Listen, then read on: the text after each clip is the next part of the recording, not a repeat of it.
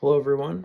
I probably already can tell by the title and thumbnail, but I got cantilever suspension on a MST 2.5, and I'm gonna show you the process and how I did it. And yeah, hope you guys enjoy. Like I always say, if you have any questions, let me know in the comments. But yeah, I'm gonna get started, and I'm gonna go over what's needed, what I did, and just some struggles I've ran into.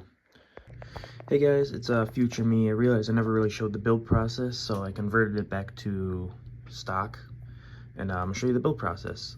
I kept this bracket on because I think it's pretty self-explanatory.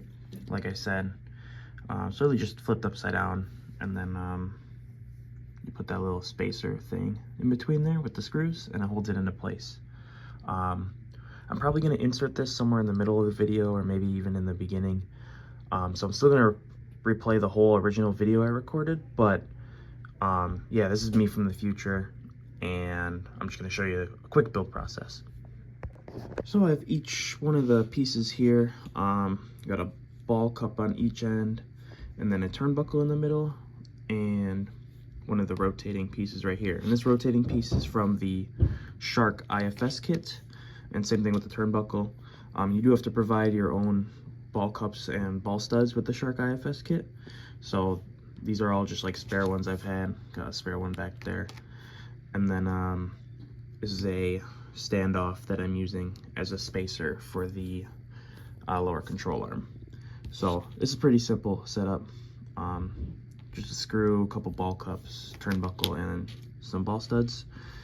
And yeah, go ahead, take this shock off, and then I'll go ahead and show you putting this on and then getting the shock on here. So now that we got the shock off, it's pretty simple. You just take this off and then take the spacer out, and then you got this like stud in here, which you have to take out as well.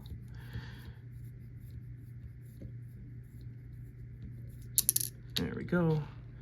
And then we can go ahead, and I believe it's this one. Nope, it's this one. These are built relatively the same, but as you can see, the L shape goes into different directions. So go ahead and we slap the screw. I slap it into the bottom hole, as there's two holes on here. So the screw goes into here, and then obviously this bottom section right here goes into the screw right there. After you get all this in, obviously we have the bracket here, and you got to provide your own ball studs as well. And then once you have those in, the shock will go right there. So you just put the shock on, and then you're done. And then the other side, same exact way. It's pretty easy. Now here's both sides on. Obviously you can now adjust the ride height with these turnbuckles, and that won't have to affect the preload of the shock that you have set, which is pretty nice. And then obviously too, if you do want them tighter or whatever, you can still adjust up here as well. I did get the Shark IFS kit, and with the Shark IFS kit, you do not get ball cups. So I had to use spare ones, and unfortunately I had short ones. I have some longer ones on the way, so those will be a lot nicer. But yeah, anyway, like I said, this is a Shark IFS kit, and that's pretty nice. And then up here, we have the MST aluminum front connect, which is that piece down here, right here. And I bought another one, flipped it upside down to get the top mount part. So, and then if you look how I have it mounted, this is one of those little connectors that go in between the front rail on the stock MST. And the reason I found this out, I'll link it in the description. I saw a YouTube short, and the guy said, I asked him about it because I saw it in the, that's how he said he mounted it. Now, if you have the Bingo Wasp upper deck, you can see it has those little kind of press in like screw things, so you can put a screw in. That will not fit stock size, so I had to shave this down a couple millimeters in order to fit that in there, in order to get it to fit. And then obviously I just have put a longer bolt through here, so it went into that bottom half right there. And then obviously for the top half, put one bolt in, so it's all mounted. And it's pretty solid setup.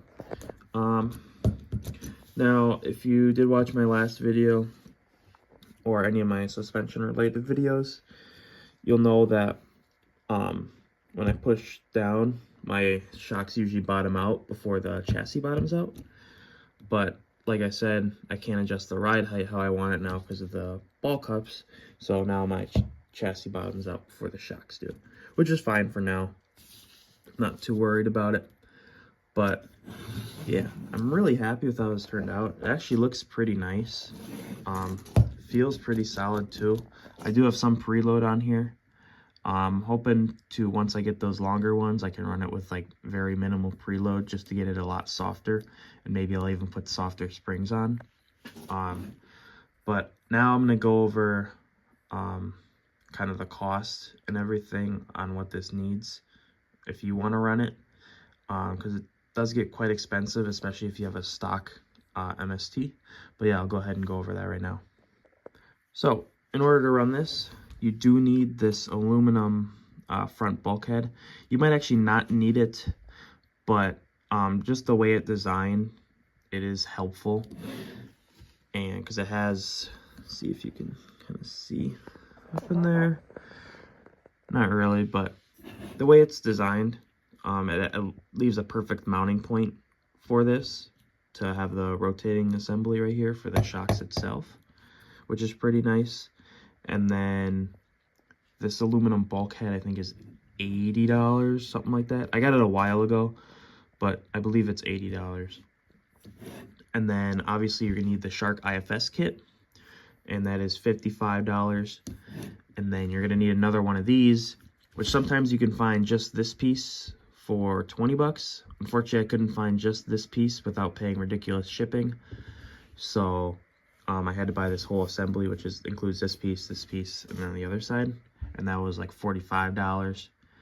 And then obviously you're gonna need some extra screws, which, you know, a couple cents, and then one of these. And if you have an MST, you should have like a spare one of these, so it shouldn't cost you anything.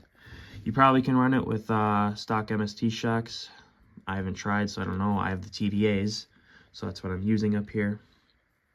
And then yeah, overall, I mean, I didn't really include this in the cost because I've had it for a while, but if I were to, let's see here, 45, 80, 55, so almost $200 just to do this. I don't know. Is that worth it? Maybe. If you're doing a wake shift build, this might help a lot. So that's something to consider. And another thing, I have a lot more room now without having to be worried about rubbing on the shock. So I might increase my angle a bit more. Just get a bit more angle out of the car, which is pretty cool. But yeah, pretty simple. It's a shorter video. Just wanted to showcase it and showcase how to do it because I couldn't find any videos on how to do this. I found a lot of like posts and whatnot, but nobody really went into depth on what's what. So, but yeah, super excited that I got this. I'm going to the track in a couple days, and then I'll try it at the track, show it off. And then SDC5 is going to happen, and I'm probably going to revert it back to normal for SDC5. And then after SDC5, I'll put this back on.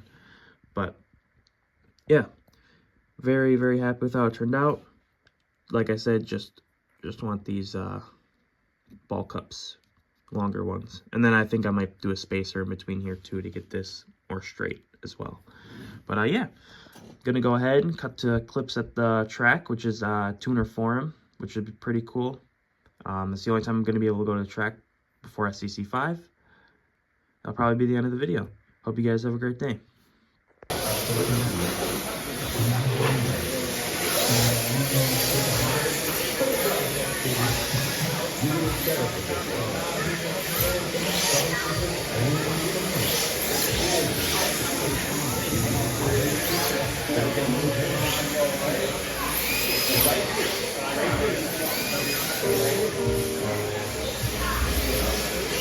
Wow.